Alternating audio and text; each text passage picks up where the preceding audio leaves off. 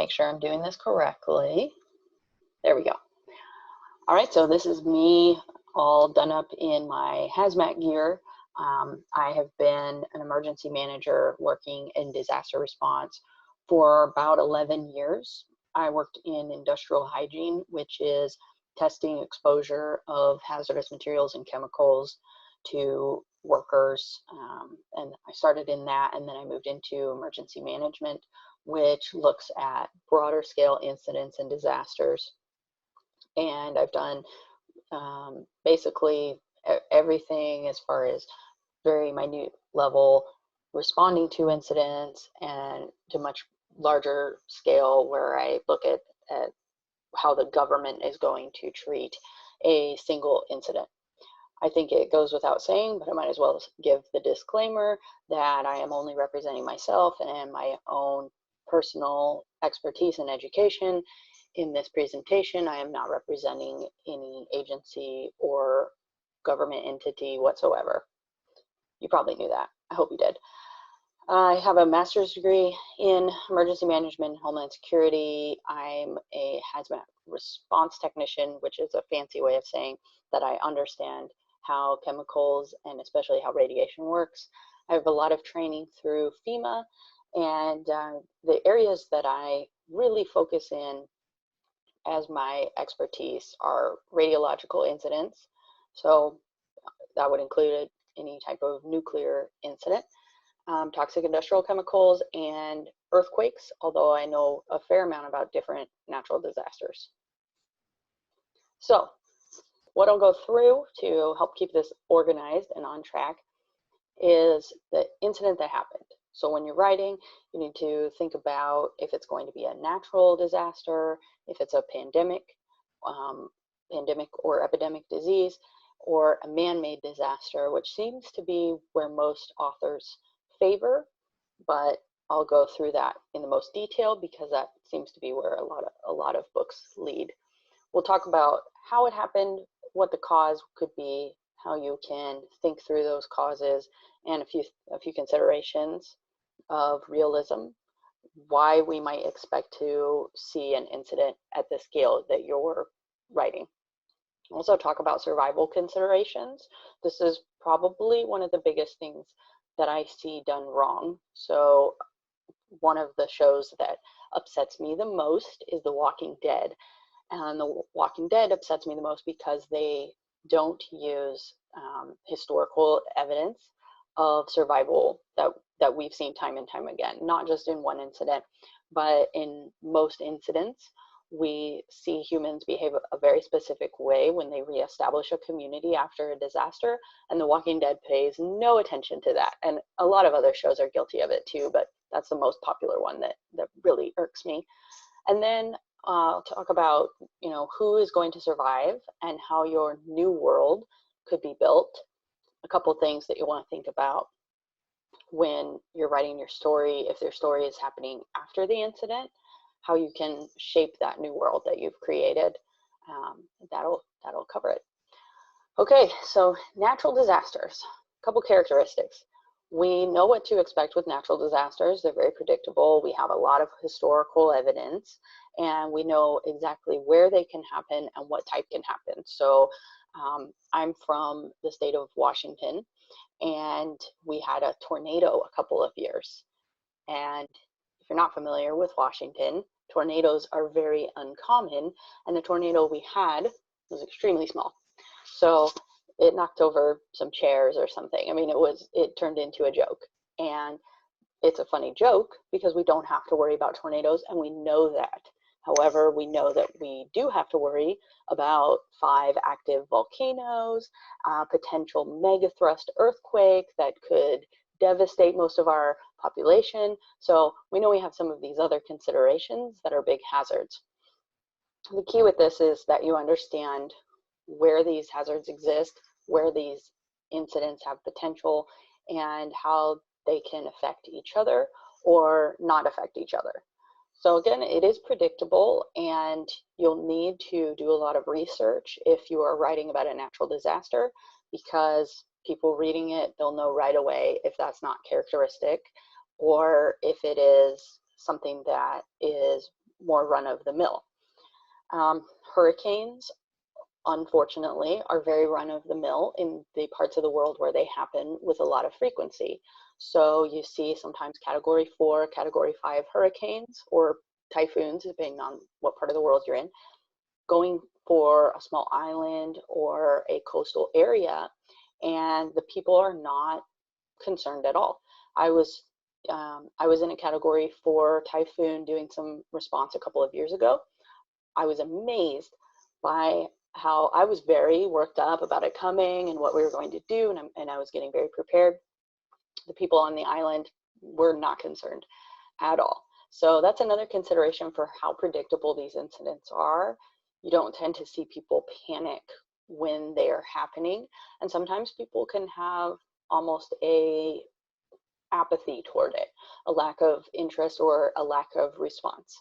And all that comes down to what I show here on the slide. It's going to follow those patterns based on the weather and geography in the area.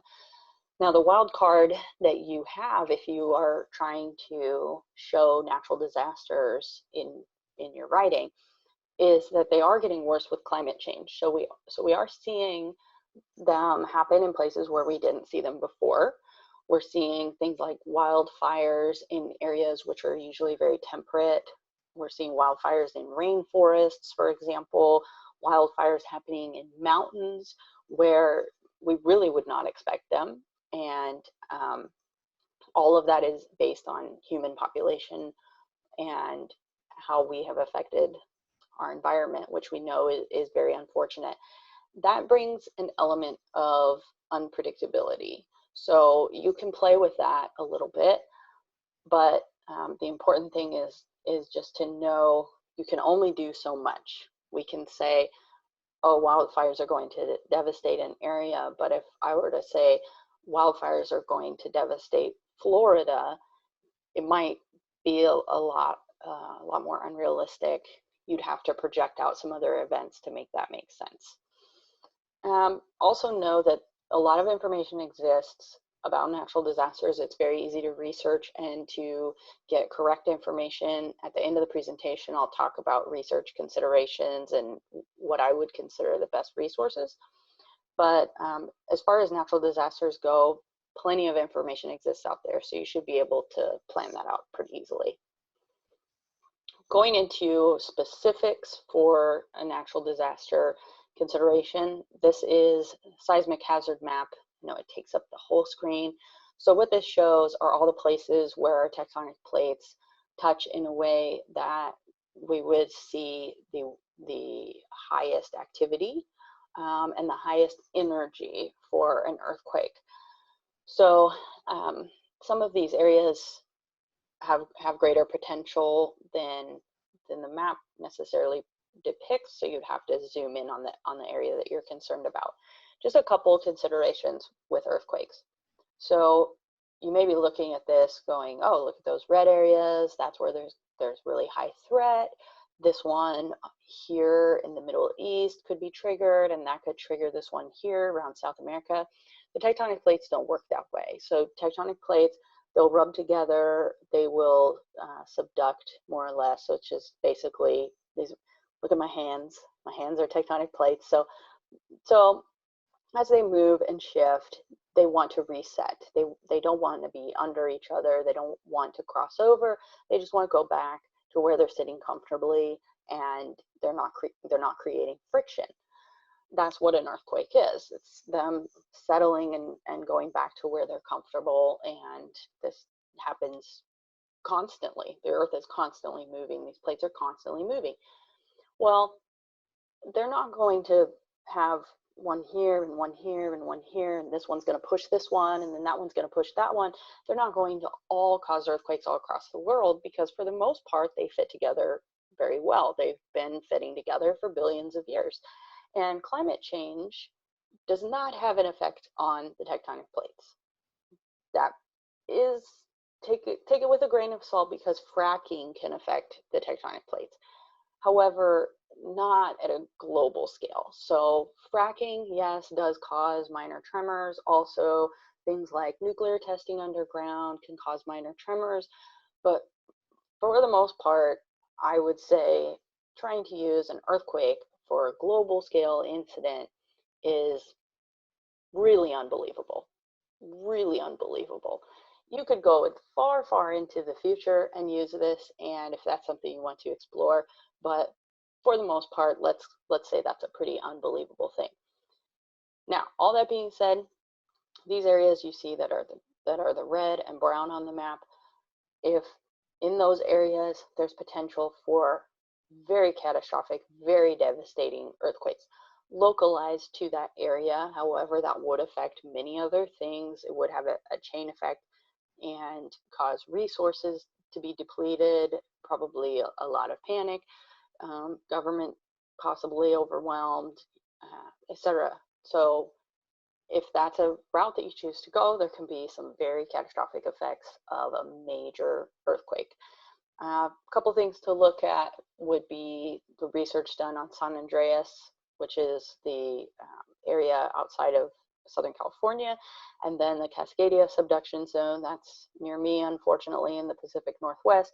And of course, New Zealand, we've seen some catastrophic earthquake potential there. So what that leads me on to is the natural disaster trifecta, which is the Ring of Fire. So the Ring of Fire is the Pacific Ring that you see here, and that's where all of these plates have aligned, and when those plates rub together or cause friction over a period of millions of years, they cause volcanoes. So what you get is a ring full of active volcanoes, and also full of tectonic plates rubbing together. And when those plates rub together and cause an earthquake, that earthquake will cause a tsunami to come up from the ocean. You have major population centers all along in Japan, west coast of America, the coast of South America, you know, all of the potential here for those earthquakes to cause a tsunami. Again, devastating. I hate to continue using words like catastrophic and devastating, but I'm assuming that's going to be the effect a lot of you are after, because you're writing a disaster. And it's a lot more interesting if that disaster does something.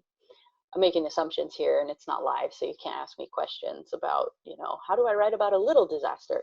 Well, let's just assume you want to write about a big disaster. So there can also be potentially a bit of a domino effect with earthquakes, volcanoes, and tsunamis. So that has a lot of potential. And again, this is something that is, you know, keeps me awake at night. I would just put it that way.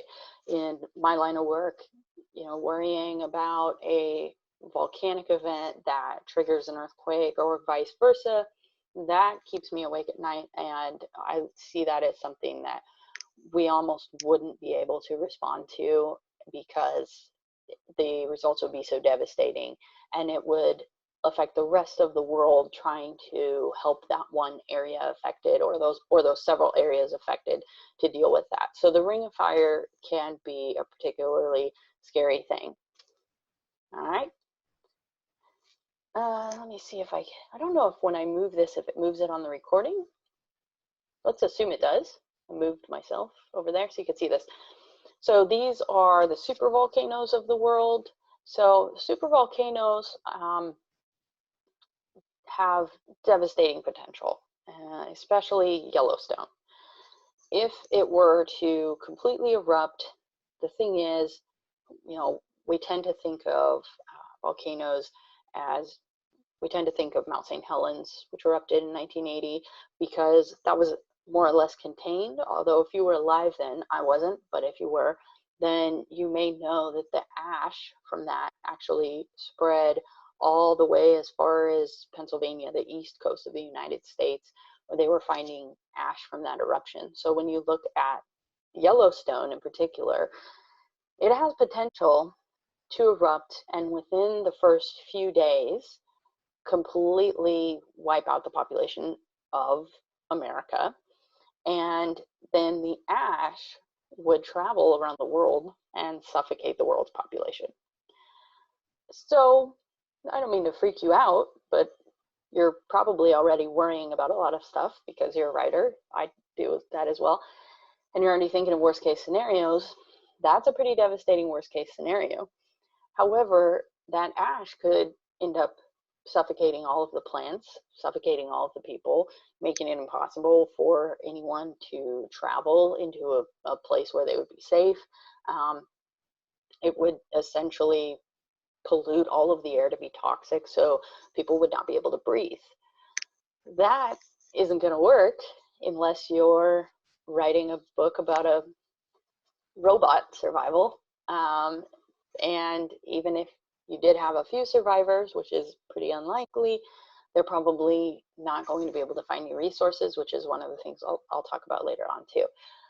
So a supervolcano is kind of at that tipping point. If you have something deadly enough or hazardous enough to kill a large amount of the population of the Earth, it is probably hazardous enough to kill all of the population on the Earth, which again is why a lot of these TV shows that we see where there's a few survivors are really difficult to digest for someone like me who knows that's unlikely and unrealistic. All right, now let's talk about pandemics. I am not going to go into a lot of detail about pandemics right now because we are living through one. So I know a lot of people have been inspired, or at least, I don't know if inspired is a very good word to use, but fascinated and learning a lot about, especially my line of work, and also just in general, how the world works when we're in a pandemic like the coronavirus. And in many ways, it's a great learning tool because we're seeing a lot of things that people do as reactionary that maybe we didn't know how people would react before. So that's valuable. But of course, it's a terrible thing. It's a terrible thing to be living through. It's stressful. It's scary. You know, it's not really something that any of us wanted to live through. However, it is predictable. This is something that epidemiologists, which are people who study disease and who study the effects of disease and basically do statistics for them, this is something that they knew was going to come. They didn't know the specific virus was going to come, but they knew that it was likely that we were going to face a major disease like this, because we do face them on a pretty regular basis every couple of 100 years. So I don't want to talk too much about pandemics, as I said. If you have specific questions that you want to ask me, then my contact info will be at the end. However, there's a couple things I want to point out that are not coronavirus specific, but there are a few things that I've learned from the disease specialists that I work with. And I should preface, I'm not a disease specialist. I'm not an epidemiologist. I do work with them a lot. And so I know a few things that they've shared with me and that I've researched. So over time, diseases typically become less deadly.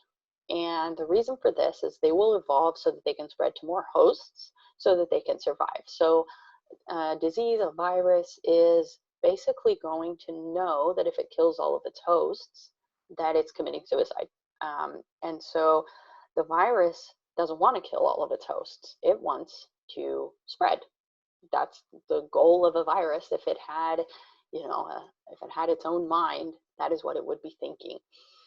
So over time, you see a virus become more contagious and less deadly, which is pretty fascinating.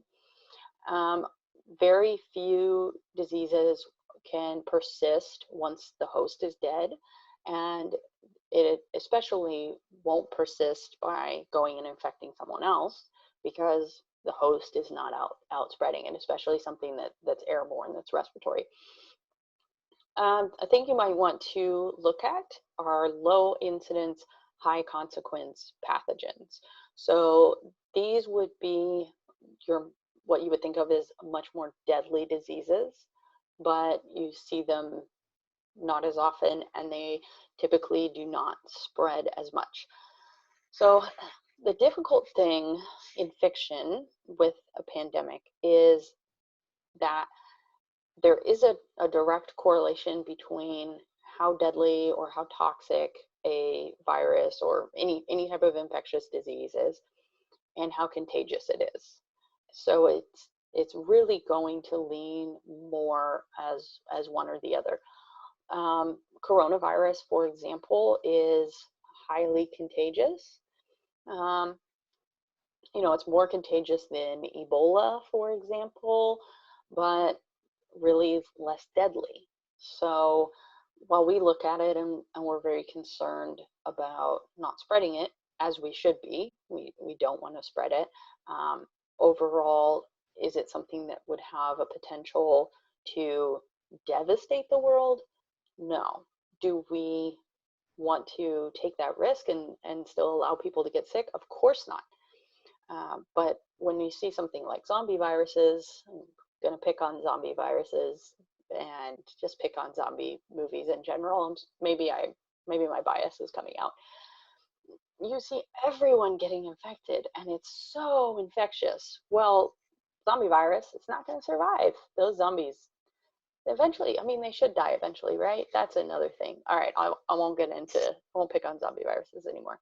The last thing to think about is it an infectious disease or a contagious disease? So infectious disease can be a little bit more interesting because it can be spread on surfaces. It doesn't have to have a host.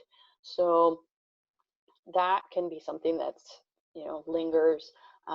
Contagious disease, of course, spreads from host to host, and that's what we're used to seeing. So you could play around with that a little bit more if you're looking at an infectious disease. It could be more persistent, you know, living on countertops and crazy stuff like that, being spread, you know, within an airplane or whatever, moving around the world. So a couple of things to think about there. All right, so the overview for natural disasters. Here's some of the reasons that they work well for writing, not working well for any other reason. We're just talking about writing books here. So it works well because it can be catastrophic. Like I talked about that ring of fire. You have a lot of potential for that entire area to be overwhelmed, major population centers being compromised. They can also trigger each other to some extent. They typically don't really work together. You could have things, especially, you know, a hurricane can be followed by a lot of flooding, so it can bring consistent effects in an area. I think the biggest trigger that we see is earthquake, tsunami, flooding. The thing to think about when you look at any disasters, natural disasters, is what are they going to do to the infrastructure? So if you look at a map and you see all of the roads that connect and you think, okay, you know, major incident here would close off all of these roads. Now what you're looking at is a lack of resource movement, and that's one of the more devastating effects of a natural disaster, is that lingering effect. So it may not be what happens exactly at the moment that hurricane strikes down or that earthquake, you know, those tectonic plates rip apart and cause the shaking. It might be the 2 or the 3 weeks after that where you have persistent problems, like we saw in Puerto Rico, we saw in Mexico City, we saw in New Zealand. These are consistent lingering effects where people aren't able to access resources and they're worse off after that incident. You could focus on population centers if that's something you want to do. As I said, they're typically, natural disasters are typically localized. Another thing is that they allow the earth to heal. So the earth might not heal in that area, but there's still other areas outside the affected area that are going to be fine.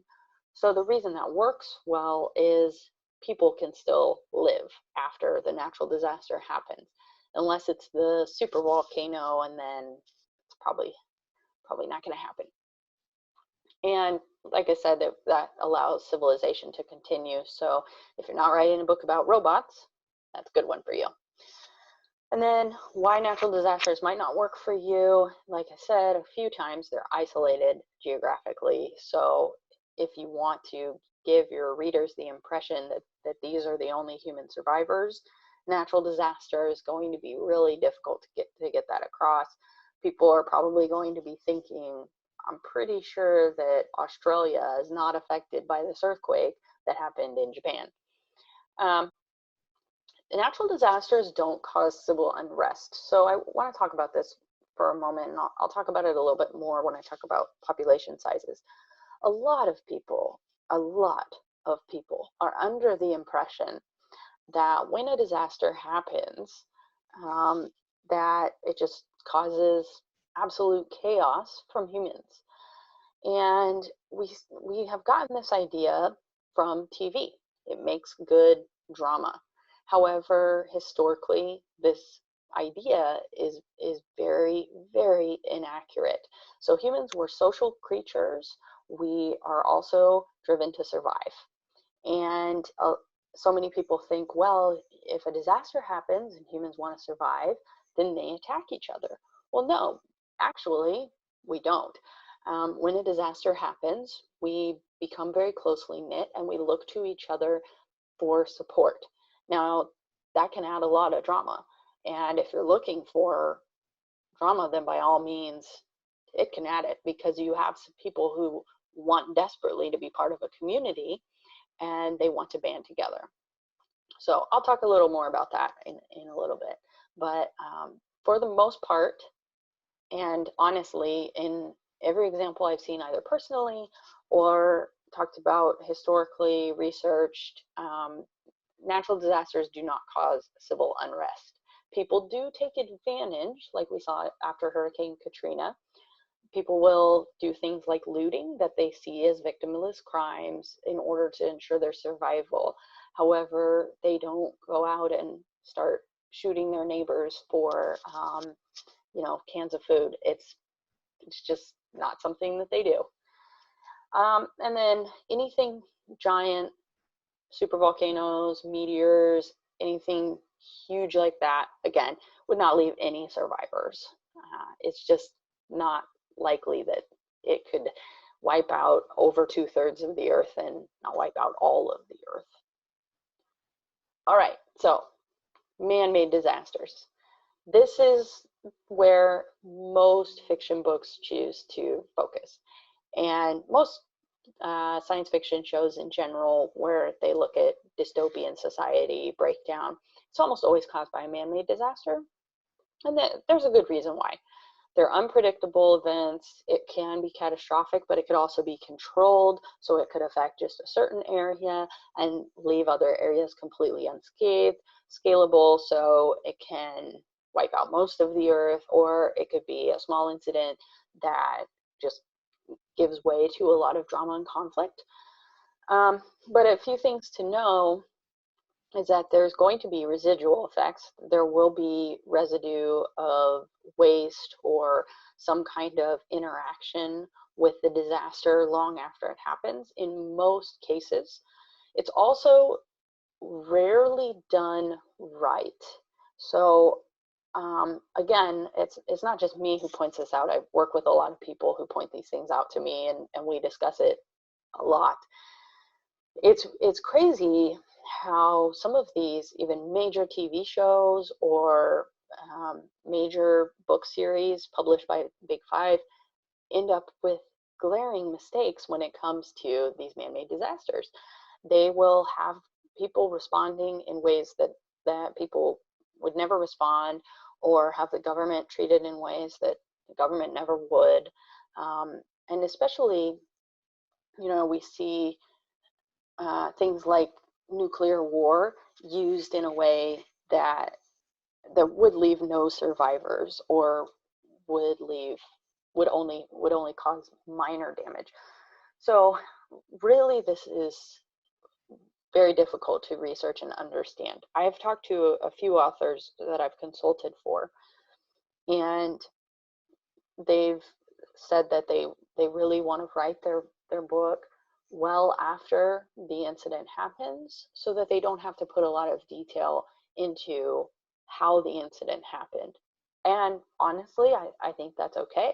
I think that's a great take, because you're saying to the reader, okay, this thing happened and it was terrible, and we're not going to get into the details of explaining it, but this is how the earth is now. And then you don't have someone coming along who can really argue with it. But a lot of people want to include the event as well, and I think you totally should, but just make sure that you know what it is. And that's why I say I definitely recommend consulting with a subject matter expert, finding someone who understands exactly what it is that you're writing and how it would work and how it wouldn't work, and can read through and give you some help with that. So, all right, let's talk about the different types of man-made disasters. So I'm going to go into biological agents, or biologically engineered weapons. Excuse me, I've been sitting a little too long. Toxic chemicals. So typically toxic chemicals are industrial products, things like chlorine, crude oil, anything that would have a potentially devastating effect that is man-made, chemical-wise. And then we'll talk about everyone's favorite, nuclear and radioactive, and I'll talk about that for quite a bit. Originally, this entire presentation was going to be on nuclear and radioactive, but I wanted to give a little more food for thought, and maybe throw a couple things in there that could change how people look at that. And maybe you are planning to write something and you go, oh gosh, maybe nuclear is not the way to go, and I want to have a giant earthquake or something like that. I don't know. All right, so biological agents, what are they? If you think of things like food poisoning is spread through a naturally occurring biological, it's not an agent, but I'm struggling with the word I'm thinking of there. Essentially, it's a disease that can be replicated. So unfortunately, we've seen before that some agencies, some nefarious bad guys, for lack of a better term, have played with this stuff. They play with things that they know are going to make people sick, and they try to take that and infect a big group of people to get a lot of people sick. This kind of stuff happens with cults. It's usually done by really low-level bad guy groups, and it's usually not done with any kind of widespread potential, because these are things that are hard to control, and it's difficult to control something like this without the bad guy being exposed themselves. So I've talked to some people who have said, oh, I want to write about a government making a biological agent that they're going to try and use to poison or affect, the population of an entire country. Well, as you can see from coronavirus or anything else in a global economy, you're not going to only affect a single area. So any type of attack, especially something that can be spread, is going to spread back to the country that originated it, and it's going to spread all over. Biological agents sound like an infectious disease, but they are not. It is usually, the agent itself is something that people would have to come into contact with. So I don't know if any of you have ever heard about the salad bar contamination. It was in, I think, the 70s. it was a weird group, and the weird group went around and they sprayed some biological agent on, and it was stuff they made at home or whatever, sprayed it on some salad bars or whatever. I'm gonna look it up and put it in the comments or something. And the interesting thing about it is that, of course, it was very located to that one area, and it's fascinating, but it's not really viable as something that would affect a lot of people. And again, more often than not, people don't have the capability to do something like this. So not something that is realistic. And if I read about that, I would kind of roll my eyes and go, no, that's not going to happen. Not persistent. These things are not able to resist hand washing, soap and water, or even sunlight. So they break down and they don't stick around. Okay, toxic industrial chemicals. So industrial chemicals can be pretty scary. Crude oil is pretty scary.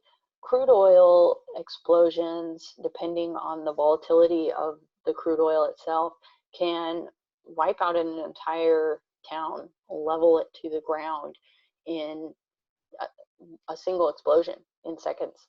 I remember a instance of a train derailment in Canada where a few cars of crude oil rolled down a hillside and collided together in the middle of a small town. And the explosion that it caused was so awful, you know, that there were people who were never found. And it'll always stay with me. The term used was that those people were turned into pink mist, which is awful.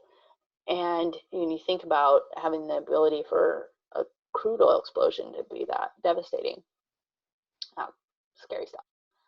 So toxic industrial chemicals really could be anything, could be at a level where they affect a huge number of people, but there's a few things to think about with this as well.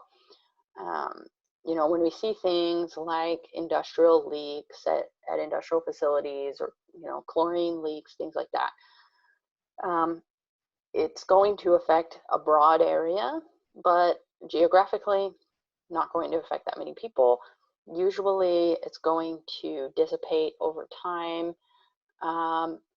You know, one of the only things that would really make it last for a long time is if it gets into water supplies. So when we see things like Flint, Michigan, we have contaminated water that does persist.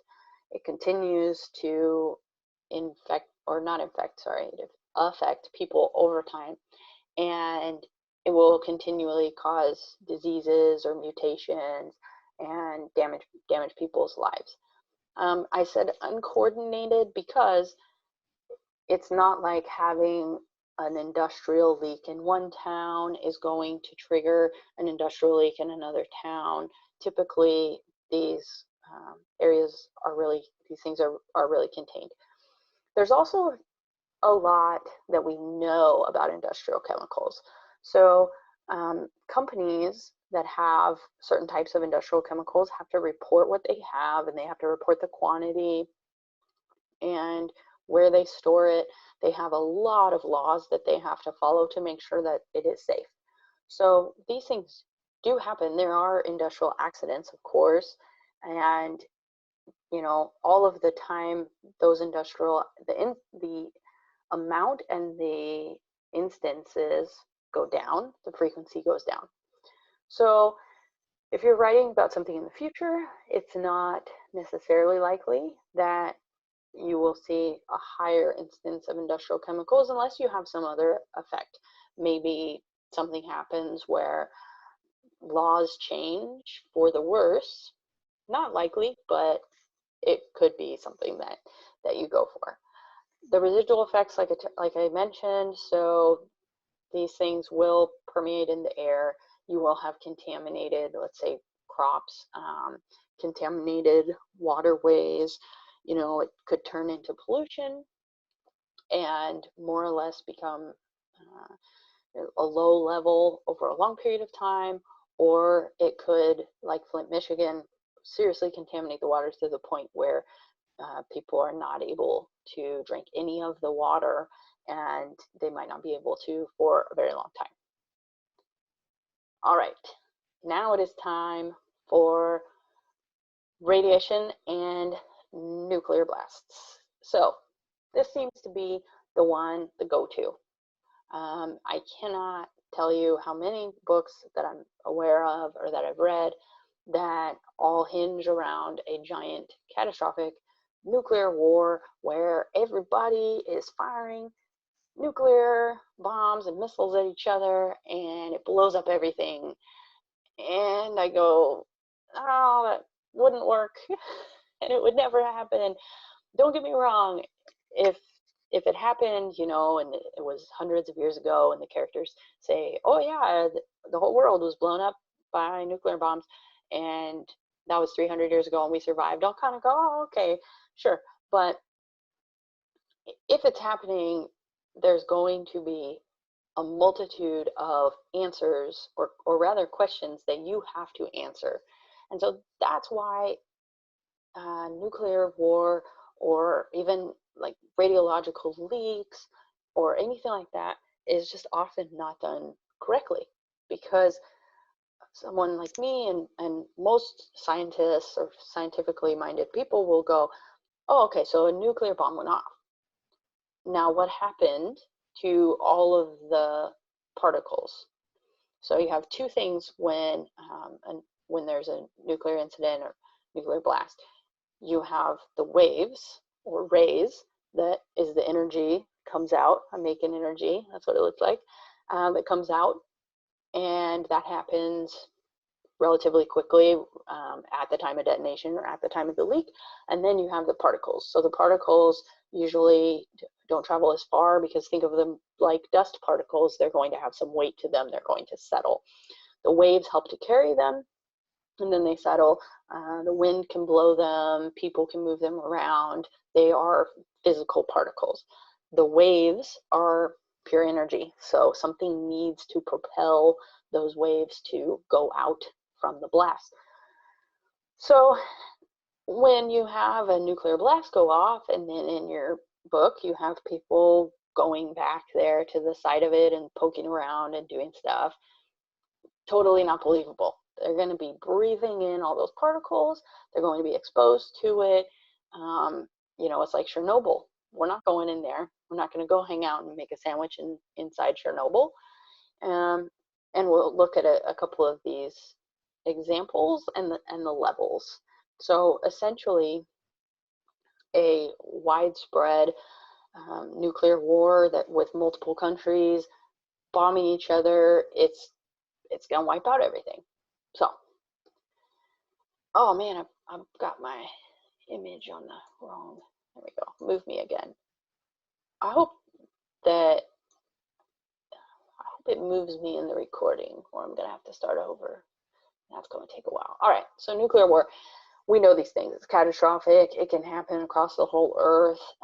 However, as I've been explaining, it has a similar effect as a supervolcano. If you have a nuclear war happen all over the earth, it's probably going to wipe out everyone. If it's bad enough to wipe out most everyone, the people who do survive are going to be greatly affected and have a terrible time surviving. It's going to be very difficult and research heavy for you. However, it can be done. You just need to really do so much research. The nuclear blast leaves significant fallout. The fallout are the particles mostly that I've been talking about, and then those particles can also give off their own energy. So I know it's a little confusing. Blast, waves of energy with particles, and then the particles still give off energy. The main thing to know is that if you have an atom, what radiation does is it knocks those electrons off the atom. So it's energy that's going to knock those electrons off. That's why it's called ionizing radiation. It's turning those electrons into ions, and then those free ions are going everywhere, and they're knocking off other electrons, and it is causing a ripple effect of radiation damage, mutations, cell degradation. It is bad stuff. It's a killer. And yeah, so it's the partially the energy waves that are doing that, and then it's partially those particles which are still giving off energy. It's all about energy. All right, that was your science lesson. Again, this requires the most research. You definitely want to get it right, and you definitely want it to make sense and be pretty consistent. We do have a lot of examples to pull from, so that's helpful.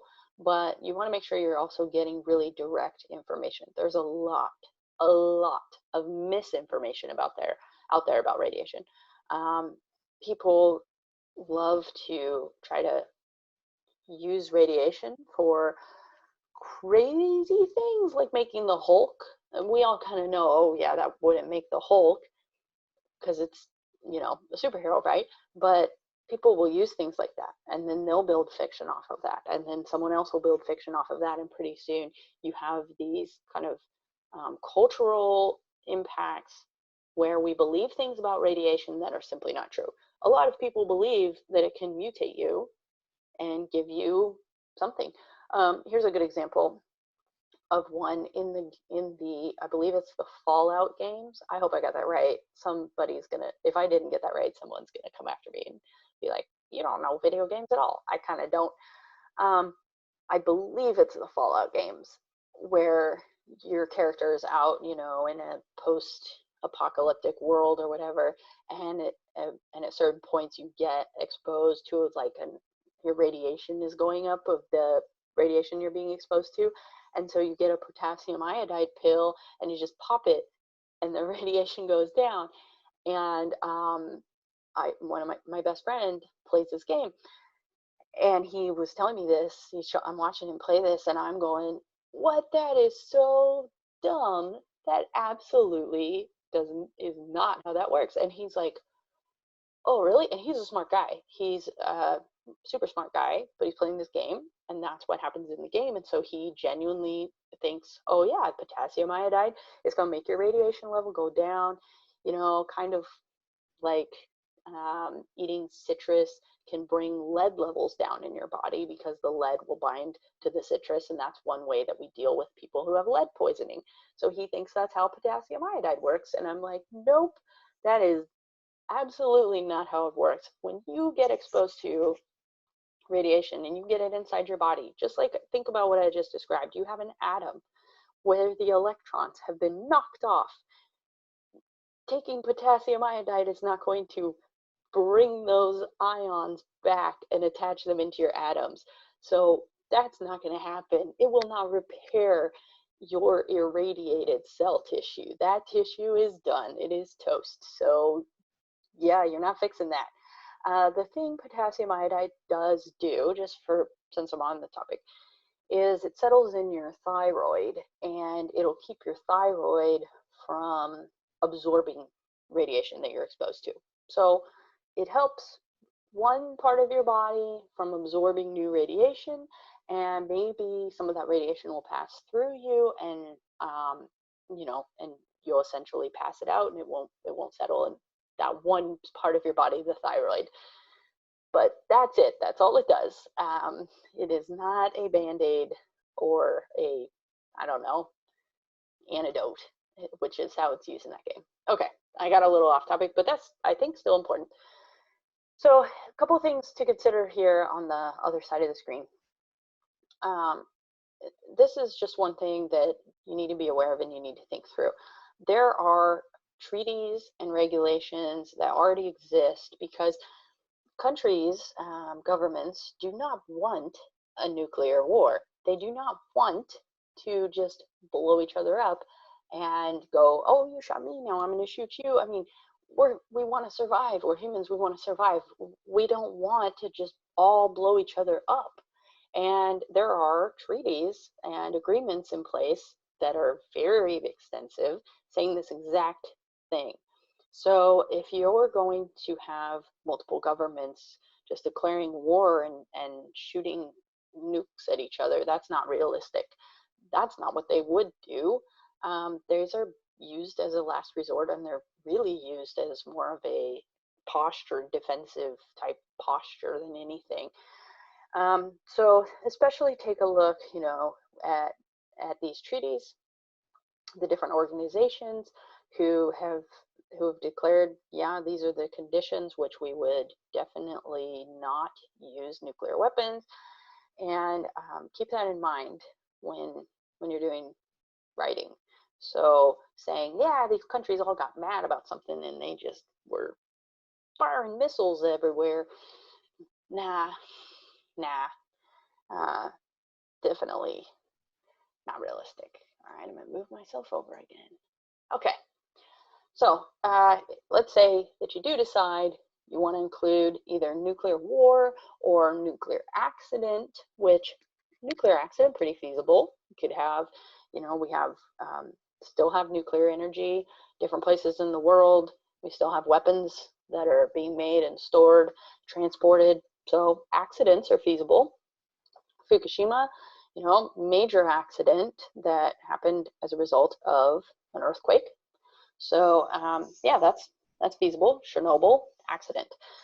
So the things to think about, calculating the half-life. This is a tricky one. So as I've said, incident happens, waves go out, particles go out. Over time, those particles begin to degrade or decay. All radiation has a half-life, and essentially that means it could be decaying at a rate so fast that what is, you know, it's logarithmic, so whatever could be extremely toxic to you today could be as half as toxic as you tomorrow, and a quarter of that the next day, and so on and so forth, and be at a level that is almost totally safe after a couple of weeks. However, this depends on a lot of factors, and for a book, I wouldn't expect someone to go into, you know, and sit here and say, oh, well, the isotope was uranium, you know. No, that would not be fun to read. You could do it, and I'd applaud you, and maybe I'd think it was fun to read, but most people don't, right? So just know the concept of time, distance, and shielding. So time, over time, the level of the radioactivity will go down. It will decay. It will not be as hazardous to people. So naturally, if somebody's inside of a fallout shelter for a couple of weeks, they can find out whether or not it's safe to go outside, and it probably will be. And that's how your characters can survive this situation. Distance, further you are away, then it also exponentially will become less hazardous from whatever the radioactive material is. And then shielding for gamma rays and, you know, high energy radiation, it can travel through almost anything except for like multiple layers of lead or concrete. Just remembering some bad movies I've seen where people, you know, they're inside of a semi truck and they come out unscathed. No, sorry, but that's not going to protect you from radiation. You genuinely need, you know, potentially 6 feet or more thick concrete walls or several inches of lead, and that's all based on the density of it, so that it's so dense that those really harmful gamma rays are not able to come through and penetrate that to get to you. It could also be underwater. You know, several feet of water is significant shielding against gamma waves. Rays, I'm using those interchangeably. They are interchangeable. Yeah, so those are considerations for survivability. So something like a fallout shelter that's underground, that maybe has, like, you know, water put over it, or has concrete laid on top of it, that's going to be viable for your people to survive. But then what you need to think about is that fallout. How are they going to know that it's safe for them to go up to the surface? How are they going to test that? How will they know how long they can stay at the surface, because again, time, so the time of exposure is very important. Radiation, the way that it works is it's measured in however many rads or Rankins or whatever the measurement is per hour. So that's a dose, and a dose or a dose rate rather. So the dose rate is how many you receive per hour, and then the total dose. So just to explain that a little bit better, if I'm in an area where the dose rate is 1 rad per hour, then I'm being exposed to 1 rad for every hour that I'm there. If I stay in that area for 2 hours in a very scientifically accurate world where there's no variation at all, then I would have just received a dose of 2 rad. And 25 to 100 rad is where I would start to see negative health effects. So you don't have to, again, you don't have to go into this level of detail. It's just something to get your brain to wrap around the idea that the amount of time is going to make a difference, the amount of shielding, and then however far away that your characters or people are from that radiation source. So an example of how this might work in a scenario is, let's say you have a fallout shelter, you've got 10 people, they send one guy up to the surface and they say, go check it out, see if it's safe up there. He goes up there for 2 hours, he thinks it was fine. I walked around, I got some food or whatever, I've come back, and they go, oh, he's fine. He was there for 2 hours, he's okay.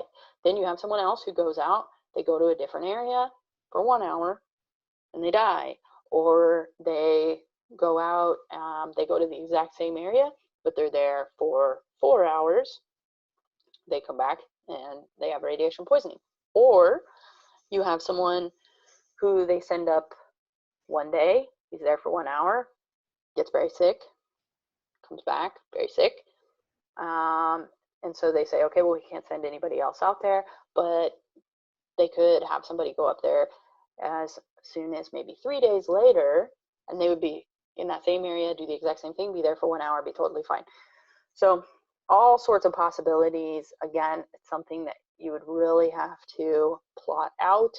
If you wanted to wave a magic wand over this, then probably the easiest thing to do would to be like, oh yeah, a huge nuclear blast, we were underground and we survived and we just stayed underground for 3 weeks and went back to the surface and everything was fine.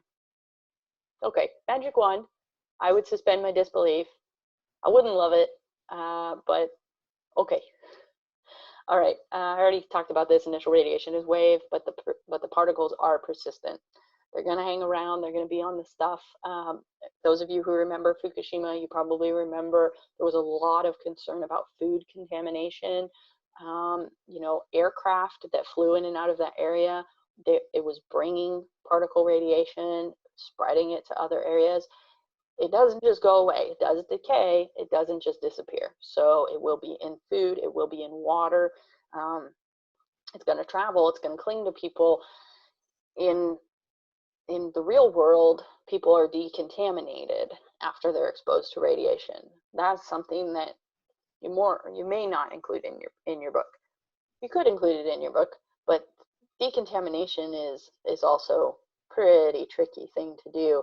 It's not just shaking out your clothes. It's going to cling to you, and it's not just going to disappear. So decontamination also helps to get rid of some of that radiation, but it's, again, not a magic wand. All right, I think I've gone into that in pretty thorough detail. As I said, nuclear and radiation is really the focus of this, so a lot of detail. So let's look at some of the different levels. This is measured in sieverts. So sieverts is typically the British form of measurement used for radiation. It doesn't really matter what type of, because there's all sorts of different ways to measure radiation dose. There's rad, Rankins, sieverts, curies. They're just all, it's like using meters versus feet versus yards. It's just a different unit of measurement. It doesn't matter which one you use, just think of the context for it. So I want to draw your attention to just a couple of these on this chart. The first one is we're looking at 9 sieverts. That would be the exposure for the crew of a aircraft that flies from New York City to Tokyo. So people who do cross-country or international flights, they do receive a more significant amount of radiation. And so, you know, when you think about that in those terms, okay, 9, not really a really crazy dose, because we're just looking at a dose that people are already receiving on a regular basis. So it makes it a little more relatable to us. And really anything, you know, down below that is something that we're used to. I do want to point out, I didn't make an arrow for it, but I do want you to look at the radiation per hour. It's two rows down. Radiation per hour detected at the Fukushima site. So I did a lot of work for Fukushima, and I know a lot of people who did a lot of work for it as well. And the really fascinating thing is how we didn't understand, or I wouldn't say we, excuse me, we as people, cultural people, people reading the news, you know, people that were getting all these different really crazy reports. We didn't have a lot of context, and we weren't receiving a lot of information from who was there. And so, you know, a lot of people think that that incident was as catastrophic as Chernobyl, but you look at this chart and it's clear that Fukushima was negligible on a radiation scale. So when we try to quantify it, you know, I'm not minimizing the incident. Of course, you don't want to have a radiation leak, never do. But when you look at the levels, you go, oh, okay, that didn't have the potential to affect people the way that we thought. I'll just leave it at that. All right, so looking at the maximum radiation levels recorded from inside of the planet was 400 sieverts. And that was, again, per hour. So if someone were to be inside of that facility for about 3 hours, then they would, you know, unprotected, just inside the facility with no protection at all, hanging out for 3 hours at that time, then they would have had effects, and potentially could die within a month of that, or develop cancer later in life, some things like that.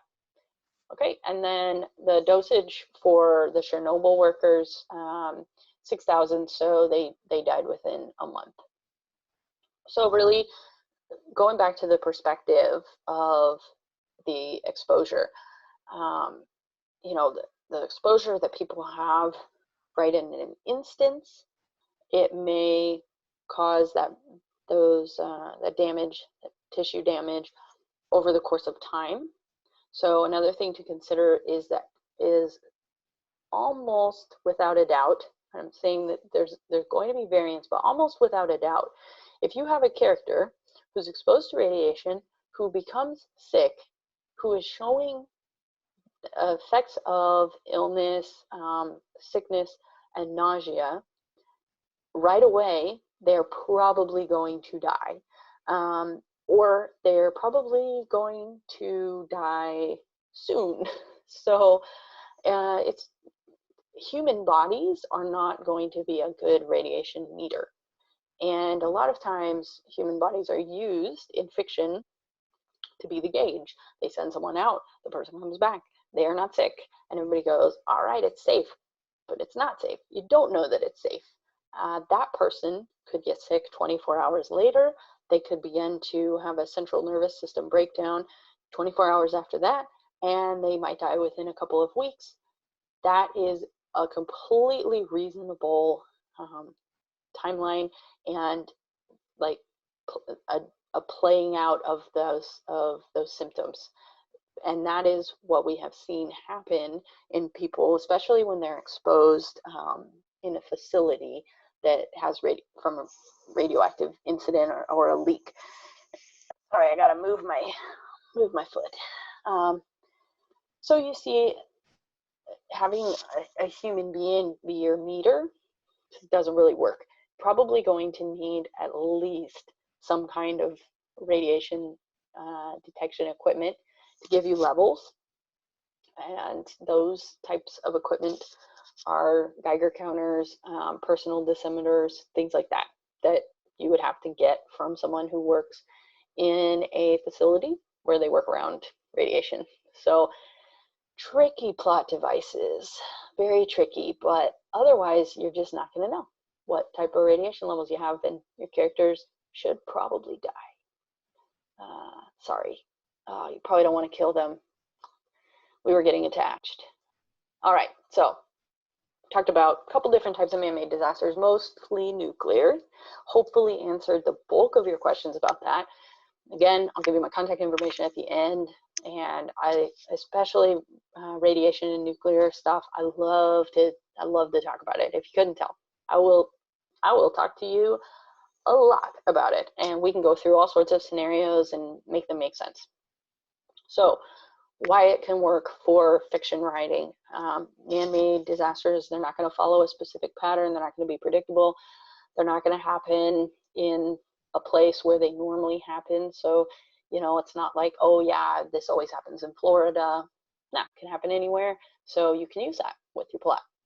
It can be widespread. It can affect, you know, a global area. You could also stack them and combine them to make them more interesting. I didn't talk about intentional actions very much. I didn't talk about things like bombings, explosives, stuff like that. Obviously, if that's the route you're going to go with having violent actors, you know, use some kind of terror as the plot device, that lends itself to any kind of creativity that you have. I definitely would say, sure, if you want to use that, sure. But just know that if you are planning to have that as a plot device to have, you know, some kind of attack or whatever, for one, you're probably going to end up on a watch list somewhere. But for which most authors claim that they are. But for another, you know, if you use these things that I've talked about, if you use chemicals or you use radiation, keep in mind, how did the person that used it not just blow themselves up, right? And are the results of that realistic? So if you say, oh yeah, they're going to use, you know, chlorine or chlorine gas or something, then make sure you research chlorine gas and how it travels and how it can be problematic, and you know how quickly it dissipates from an area as well.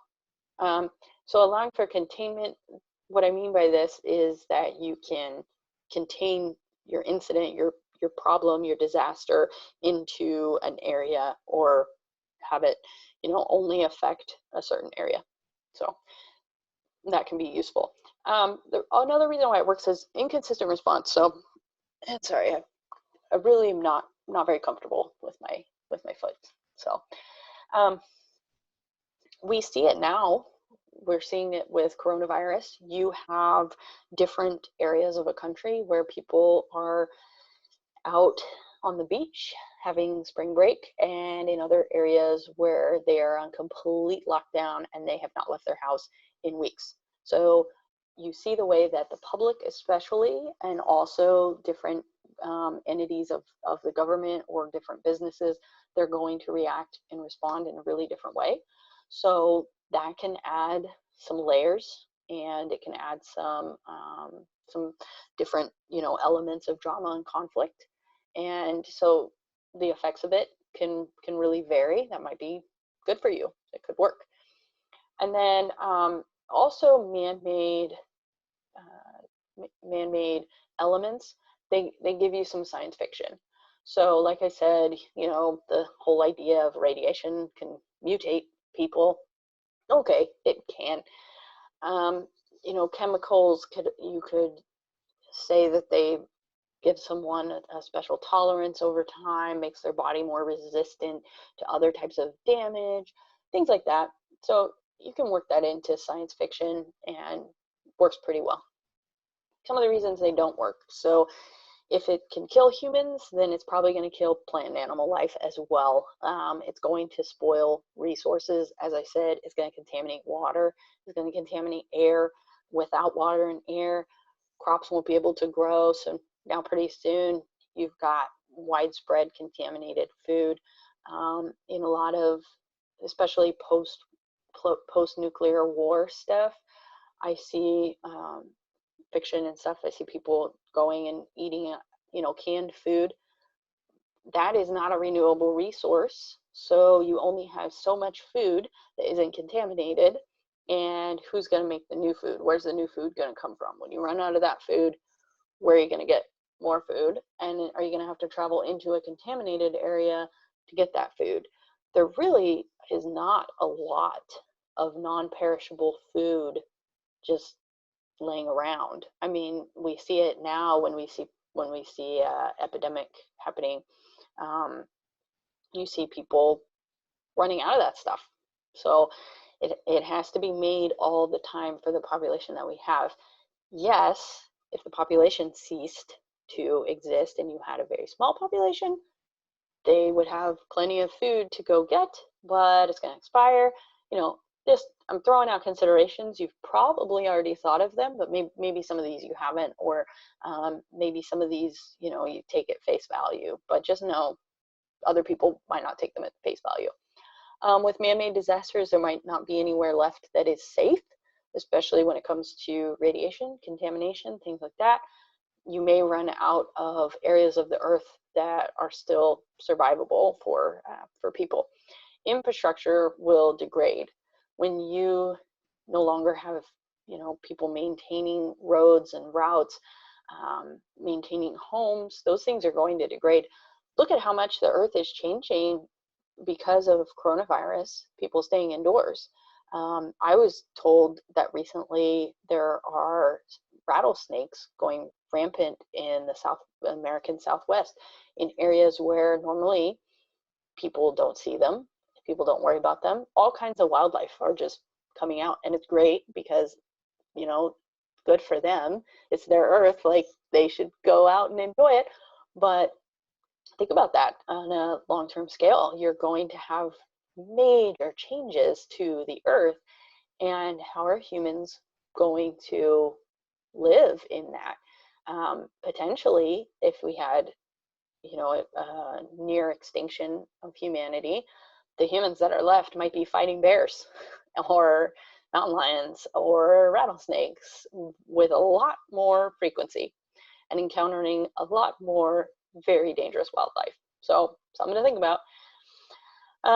The research for this, I would consider excessive, because you really need to get the scientific aspect right and make sure you get all of the technical stuff right. Also, man-made disasters, probably not going to be a surprise. So especially when we look at things like nuclear war, there will be a lot of precursors to it. If you have an industrial or nuclear accident, that would be a surprise. However, the facilities, as I said, the chemical industrial facilities, they file with the EPA, they file with whatever government they are. I mean, I'm American, obviously, so I'm going to know the American agencies, but every country has these agencies. They have plans in place for an accident. So it's not going to be, it'll be a surprise when it happens, but they will quickly enact their procedures to deal with it. And then governments protecting human life. So going back to why it doesn't work to have something like a huge nuclear war, governments are typically going to make sure that they're doing what they can to keep their population surviving. They're not going to want to do an action that will also cause them to be on the receiving end of that particular action. They're going to think about that. So the cause. I've given you a lot of reasons why something might not happen. The thing to think about with the cause is, how could your incident, how could it come to be? And when you're thinking of it in a way with fiction, of course it's going to lend some, some creativity there. but also think about why this type of incident hasn't happened in the past, because that's the key thing. We can look historically at these natural disasters and go, oh, but why haven't they happened in the past? Now, the Cascadia subduction zone, which of course I'm going to keep referring to because I know the most about it, that's one where we really don't know. We don't know why it hasn't happened in the past. We know that it should happen about every 200 years, and we know that now we are overdue for another mass earthquake from that area, which is a little scary. It's very scary. And so with that, it's easy. Natural disasters, it's easy. Why do they happen? We understand it's weather patterns, it's tectonic plates, it's, you know, magma, it's volcanoes, natural eruption cycle. They happen at a regular frequency. We can expect them, and we know the cause. With a man-made incident, it is going to be a little bit trickier to pinpoint and to really explain the cause. So I just want to throw out one thing to you, because what I see is a lot of dystopian future in writing and in other entertainment, where there's this idea that people are just going to be fed up, and they're going to be fed up, and then they're going to cause just mass disruption just because they're so mad, and they're going to cause disruption, and so they just want to blow up a whole country because they're so fed up. But think about it. Everyone has a motivation of what they want. Now, there's sociopaths, and if you're writing a sociopath, you need to find a psychiatrist to help you with that. I'm not that. But everyone has a cause, a reason that they want for something to happen. And it's usually in order to get to that goal. And destruction, especially massive destruction, is typically not going to get them to that goal. So it's just something to think about, because self-preservation is at our core. And just destroying just to destroy is not going to enhance the cause for self-preservation. So think about that, and you know, consider the way that you would write that in. That's it for that. A little bit more to go through. Okay, so who survived? How did they survive? Whatever you chose, whatever happened, got some notes on this part. How did they survive? And who are they? So did the incident affect only people in a certain area? Did it affect only people of a certain genetic disposition, within a certain demographic? You know, with coronavirus, we're seeing that it especially affects people with things like diabetes, people with immunodeficiencies, people over the age of 60. So we see these different categories that are more at risk. And the virus's lack of effects on children was a big consideration early on. There was a lot of people looking into why isn't this affecting children, trying to figure that out. So those are going to be questions that you want to ask, and that you want to make consistent. So even if you want it to change, like let's say that you do use a virus and you want it to start affecting different people, make sure that you're answering that question, working through why that does or doesn't make sense. So let's talk about minimum viable population. I got to move myself. No, I guess over there. All right. Minimum viable population is so important. So important. All right. This is something you have to know and understand. So if you are going to write a widespread catastrophe book, or something where there's people all over the world who are affected, then make sure that you have a minimum viable population of at least 200 people. So that means in that area, interacting with each other on a regular basis, potentially breeding, creating, you know, reproducing, you need to have 200 people. Those 200 people have to be also, there needs to be some engineering that goes into it, or they need to be chosen specifically. What's more realistic is you need to have 4,500 people. So let me kind of go through that. If it's a random event where a lot of people just died randomly, so let's say volcano, and the survivors are chosen totally at random, then you need to have about 4,500 survivors in order for the human race to continue. I know that seems like a lot, but look at this graph here. So when you have a small population, you're going to have inbreeding, you're going to have genetic deficiencies. Those genetic deficiencies will be passed on. You will end up with a lack of genetic variability, which means that you will end up with a group of people who cannot resist disease. And due to the lack of genetic variability, they're probably all going to be killed by the same disease. They will become unfit, unwell, then they will have lower reproduction, and the mortality will go up, and you end up with an even smaller population, and eventually this cycle happens enough that you won't have any survivors. The human race will cease to exist.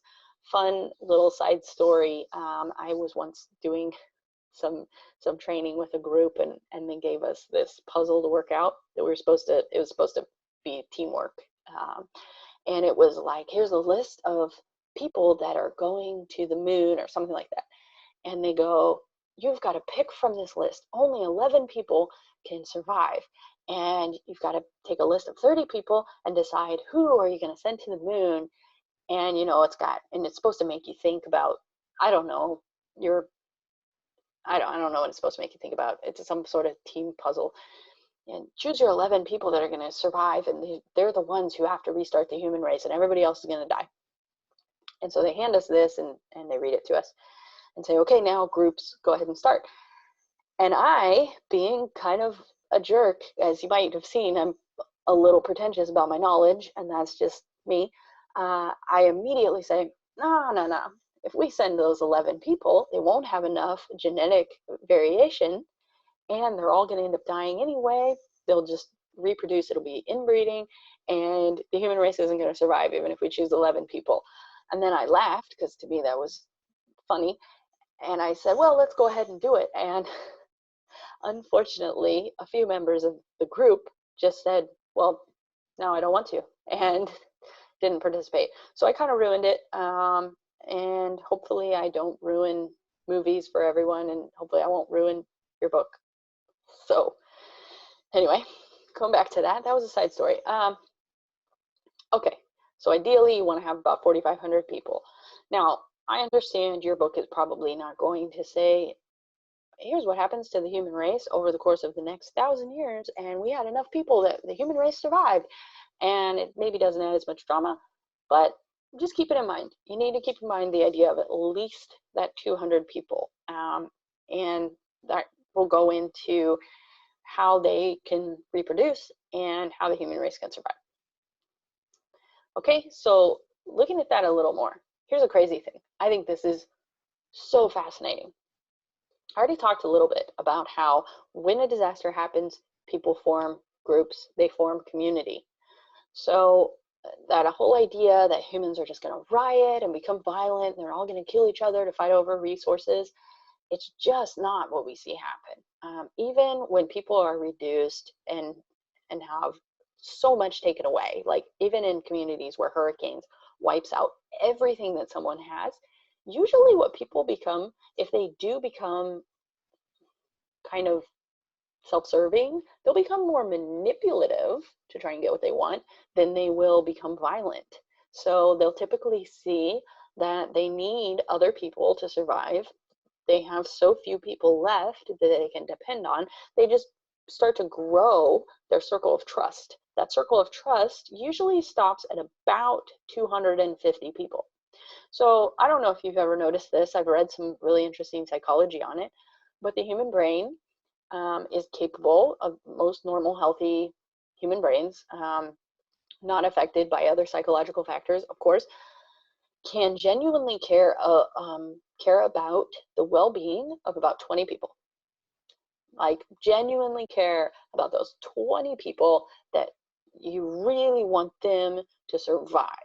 You really want them to have everything they need and to be well taken care of. Now, on the fringe of that, human brain can care with about as much like wanting people to survive, caring about their well-being, but probably not enough to sacrifice yourself or to sacrifice your own ideals. But that number stops at about 200, 250 people. There is a reason for that. There is a very scientific reason for that. We have evolved to psychologically understand that we need about 250 people in our group for survivability. So people that scroll through their Facebook friends list and go, yeah, there's really only about 200 people in here that I actually know and care about and I keep in contact with. There is a reason for that. You cannot care beyond that number. Now, granted, of course, there's going to be variations just like there is with everything. And then you have people who are abuse survivors or have been in really drastic situations that they might not care about anyone except those they hold really close. However, just as a general statement for the most part, the amount of people we would want in a group that where we would all be contributing to each other's survival is roughly 200, 250 people. And that is the same amount of people you need in a minimum viable population. Isn't that crazy? I love it. I think it's so fascinating, and I hope you get excited about it because I think it's really cool. So what am I saying with this? People form clans. Disasters happen, communities become tighter. When we see things like loss of communications in an area or loss of freeways where people can't leave an area that they are, they form a new community.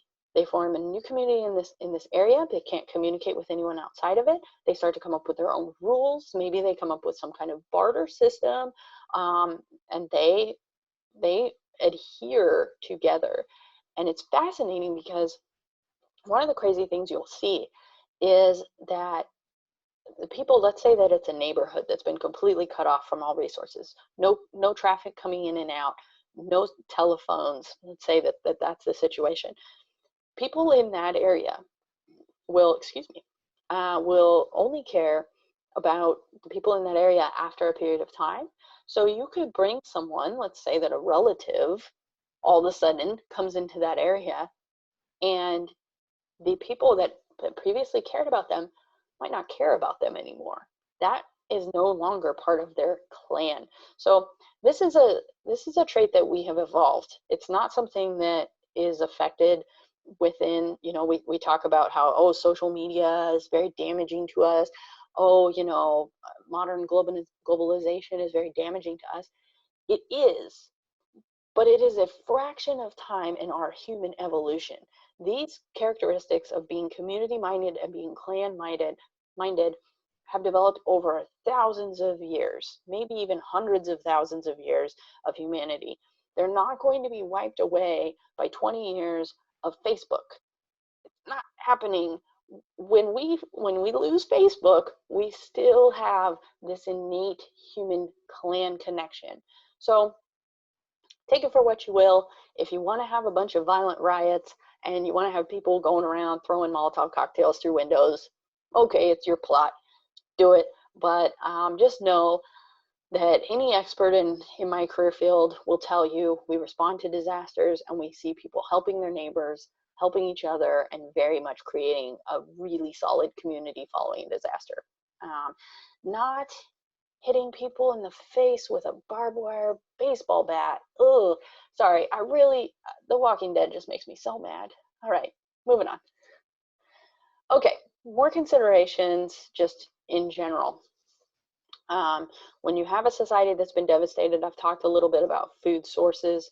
So those food sources, they could be contaminated. They can be, expired. If you have something that affected a lot of humans, caused a lot of physical destruction, it's going to also affect the food sources. So think that through. Survival of the species, what I mean here is biodiversity, other species, plant and animal life, what's going to happen to that. So if a lot of the humans on the planet are dead, then did that upset the ecosystem? Did it cause an imbalance? Look at things like the population of wolves. So there's been a lot of effort to bring back wolves within the last probably 20, 30 years, because it's not just, you don't just take away one species of animal and have everything else remain good, right? You take out wolves, now you've taken out the predator to some of the larger animals like elk and deer, and so wolves are gone. Now the elk and deer are causing all sorts of damage to riverbeds, and that's disrupting the flow of the rivers. Now you have more erosion, now you have more disease in these animals because the wolves would have normally taken out the diseased ones and it wouldn't have spread. All sorts of effects, right? You don't have to write the encyclopedia, but think about it. Think about what species are affected. Did that change the environment as a whole? Have you essentially created an entirely new world? And maybe you did. Maybe you want a world build, and that would be a cool thing you could use to be like, oh yeah, there's just no more birds. I don't know. Whatever you want to do, you can get really creative with it. Think about how all of these are going to have a domino effect. Production, so are we still going to be able to produce things? Are people going to be able to go out and, can foods, things like that? How are they going to get glass? How are they going to get metal? These things that we've been producing require a lot of resources, and we've built them in such a way that they're all dependent on each other. Quick sidebar on this one. A lot of people ask me about what kind of phone they should get to basically so they'll still be able to use a phone after disaster. And I tell them the types of phones that you would have needed have all been replaced. We don't have analog phone lines under the ground anymore, and that's what you would need.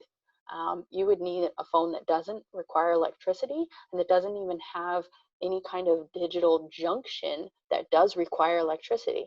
And the only type of phone that is analog, and that would require you to have an analog line and then the person on the other end to have an analog line, and that just doesn't exist anymore. You have fiber optic cables, you have voice over IP, you have all sorts of digitally upgraded systems, which is cool when you're using it now and everything works, but you take down a widespread power outage, or you have electromagnetic interference, which is the next item there. None of that stuff is going to work. None of it. You can't call anybody. The only thing that might work is a satellite phone, and then you got to have somebody else on the other end with the satellite phone. Then you got to assume all the satellites are good and there's no electromagnetic interference. Anyway, I'm getting a little crazy. I'm a nerd. That's fine. You guys wanted me to do this because I'm a nerd, I think. So consider those things. How are we going to make our stuff work? It's probably not going to work. Oh, I guess there's like ham radio too. Anyway. Communication, that's an excellent long-term communication. So I'm not really talking about phones and stuff here, but how is messaging going to get out? Humans want to communicate. So how are groups of humans going to communicate with each other? How is it that they are going to spread messages? How are they going to have one clan speak to another, or make this work for the long term? Just know we want to communicate. We want to be connected. You're probably really seeing that with the coronavirus, right? So we want to connect to other people, and especially over time, we're going to seek out connections. We're going to seek out ways to communicate. We see it all the time. The guy, with the fire, fanning his fire from the desert island where he's stuck and he's trying to get somebody's attention. You don't want to be alone. You want to connect with other people, communicate with them. And the community resiliency. So this is another fascinating thing. After a disaster, a lot of people will continue to just try to do whatever they were doing before. So you see them still hanging on to things like money. You see them still trying to hang on to their job or whatever they did before, trying to create value in this new environment, share what it is that they can do or what they can bring to others. And so if you want an excuse to say, here's why we're continuing to produce XYZ, and here's why we still have these resources and these materials when we could have moved on and started working with wood, but now we're still insisting on, forging metal like blacksmiths or something. People might do that. It's really a fascinating thing. that sometimes, especially after a disaster, people want to do the thing that's familiar, that they've already done, and they hang on to it. So you can use that for a plot device. It's interesting stuff. All right, so your new world, I've hit on this already. I'm going to just touch on it again. Some of the things that will be persistent. So if you use nuclear radiation, you're going to have persistent radioactive contaminants. It's going to hang out. It will still be there. Toxic chemicals, they dissipate with time, but if they're in something like water, they are sticking around. If they're in the soil, they're sticking around. It's going to continue to contaminate whatever that is, and it's very difficult to make it go away. You know, we talk about nuclear waste and how horrible that is and how there's nothing we can do about it, and it's just going to always be there. Things like batteries, landfills, all this stuff is just going to linger, and your characters are not going to be able to get rid of it, and how are they going to know where it is? Things like that. So just know these will continue, and when you're writing several hundred years after an incident, or you're writing, you know, that people are surviving this incident, they're going to have effects that last from whatever it is that caused the problem. Infectious disease, as I said, it can persist on surfaces. It can linger on vectors, which is whoever carried the disease. And so, you know, zombies, again, really gets to me, because I'm like, it's so inconsistent. Do some people just get the zombie virus by being bit? But why? But why? And then other people get it from, you know, like dying, and they already had it and then they die, and so now they have it, but then they can also get it from being bit. Science didn't happen there. It didn't make sense. So think about how the disease would be spread, and then, you know, is it going to evolve? It's fine if it evolves. That's realistic. It could evolve so it's spread by dead hosts. You know, that after they die, they still spread the disease, or they, you know, for a short period of time or something. But how is that virus or that disease going to survive? How is it going to live? And it has to survive by being spread. That's exactly what we're trying to do right now with coronavirus. We're just trying to starve it. That is why we are staying in our houses. That is why we are practicing social distancing. We're just trying to starve it. And people go, well, that doesn't make sense. I'm going to leave my house later. But if we starve it out and we give it no more hosts, it will die. It cannot survive. It can't just become anew and be born out of nothing. It has to spread. So we stop spreading it long enough and it will starve. So good stuff that we're learning, again, that we can apply and hopefully really learn from real world. I really do hope we learn a lot from this, a lot of positive from this. Volcanic ash is very persistent, suffocating. It's very heavy. It will collapse buildings. It will get into, you know, an engine intake of a car. You won't be able to drive if there's been a volcanic eruption. You know, volcanic ash killed a good number of people when Mount St. Helens erupted. And, you know, it depends on the volcano, obviously, but if you have an eruption, that ash is going to spread everywhere. And, you know, some of it is really just from the explosion itself. Some of it's from the wind. It's going to hang around, and it's more like it's a very obvious physical hazard. You just have a thick layer of something so dense that air cannot get through it. So it's a clear one there of what kind of damage that's causing. Pollution, that's just a residual effect of whatever it is that's happening. Might cause pollution over time, cause climate change to be worse, cause more atmospheric effects, things like that. And then water runoff. So let's say that you have, you know, a contaminated chemical that is in an area. Now you have to think about the fact that any water that comes through that area, whether it's a river or rain, it's going to move that chemical, it's going to travel, and now you're going to have a further contaminated area, and then potentially contaminated water is going to go into more water. So I think you get it. I think you get the point. If these things are bad, I think you're trying to make them bad. It's probably what you're writing. Think about the fact that they can be more bad. There you go. All right, I talked about how to research. So Look for experts, subject matter experts in these areas.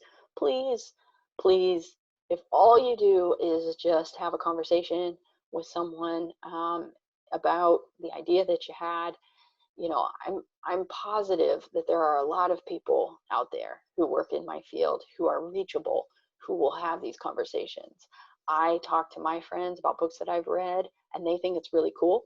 I have talked to my coworkers about the consultation work that I've done for authors, and they think it sounds really fun. So, you know, like I said, I'm not a disease expert. I work with disease experts, and I've had people talk to me about their ideas for their books. I've had authors talk to me about, you know, hey, I want to do this with this disease, and I tell them, okay, I'm going to send you to someone who works in public health or send you to an epidemiologist, and I have a connection for you, and I've made those connections. So please find someone, put it out on Twitter, you know, say that you're looking for someone who's an expert in HAZMAT, in CBRN, which stands for chemical, biological, radioactive, nuclear, or epidemiology, whatever the area is that you're looking for a subject matter expert. So please put it out there and try to connect with somebody to even just review your idea before you proceed. And then look for government websites typically. So most of this is going to be found in disaster preparedness resources. And what you would do is just look at those resources that are provided from the government to tell people, here's how you prepare for this disaster, and then work backwards and go, okay, how would my characters prepare, or how would someone not prepare, or why do I need to be prepared for this, and just work your way back. So there's a lot of free resources, I mean, just thousands, because think about it, the government wants to give people free resources on how to deal with a flood, how to deal with a fire, how to deal with nuclear, you know, reactor meltdown, things like that are all publicly available, totally free, really easy to read, give you lots of facts. The CDC has resources on all types of diseases and how to deal with them. Department of Health, you know, these are American resources again, but all of these things exist in multiple countries. And then Department of Homeland Security, ready.gov, and FEMA, it's a little redundant. Those are all part of the same thing, but what they are is just resources for people to protect themselves against disasters.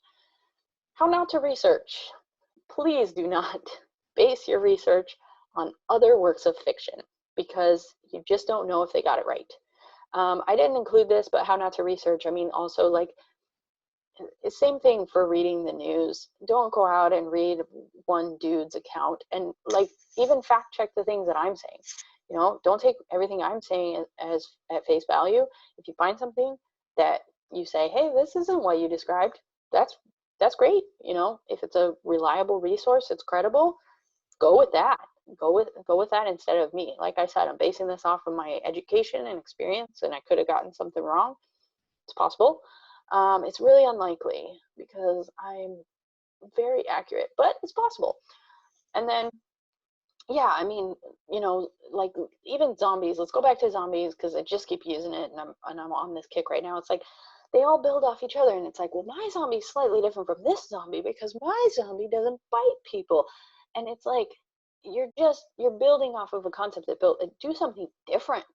Do something different by making a disease. And there are some out there, don't get me wrong, I've read some pretty great zombie stuff, but you know, any of these disease things especially, they build off each other, and they go, well, in this book it was this disease, and what I'm going to do is make mine different so it only affects this population. And what's happening then is you're ending up just building bad ideas off of bad ideas.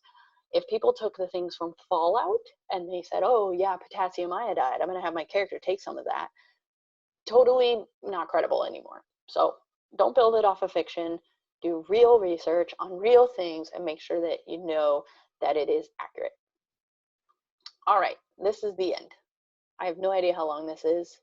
Might be too long. I have no idea. So these are 2 novels that are published that I consulted on. So I'm proud of it. I've consulted on a few dozen other novels, and I also do beta reading, but the beta reading that I do isn't relevant to this presentation. These are the 2 books that are published. So I just want to promote them. That's it. We Survivors has a lot of nuclear stuff in it. I'm not going to give any spoilers for either of these. It is. I consulted on that, on the realism for the nuclear stuff and how to make that work. And so we went through it, went through any of the parts where the science was discussed, and I consulted on it. And then Devon's Island is about a expedition to Mars, and really choosing the right people to go on that expedition. And it's actually a really, really, really well scientifically researched book. Almost everything before I read it was already very factual, and there's a lot of really cool science stuff in there. Good considerations when you're thinking about who would I need to, for the, we talked about the minimum viable population, who would I need to send to Mars? So it's almost like that game that I described where you're choosing the 11 people that would survive, except doing that with way more than 11 people, because that's how many you need, right? And then also, further considerations in there, like taking genetic material. So you don't need to take as many people. Brilliant, right? So Devon's Island is a cool book. It's not like anything else I've read, I can say that. And the considerations and just the scientific accuracy is pretty great.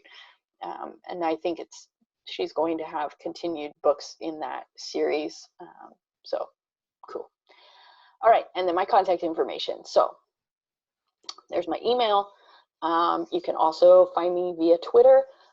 Caveat to this, I do want to warn you that right now, because of my job and because of what is going on with coronavirus, I am extremely busy right now. It was very hard for me to even get this presentation put together.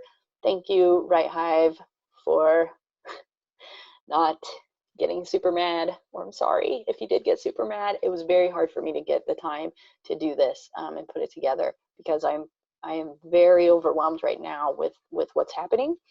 However, I do want you to, hang on to my contact information if you want consultation on this stuff, or if you just have quick questions. If you have quick questions, I can get to them. I'll get to them right away.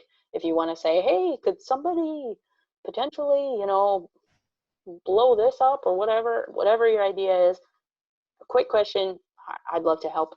If it's anything longer than that, or you want me to read through your book and give you consultation, I don't know if I have time for it, but please just reach out to me. So who knows what I'll be doing. There's my contact information.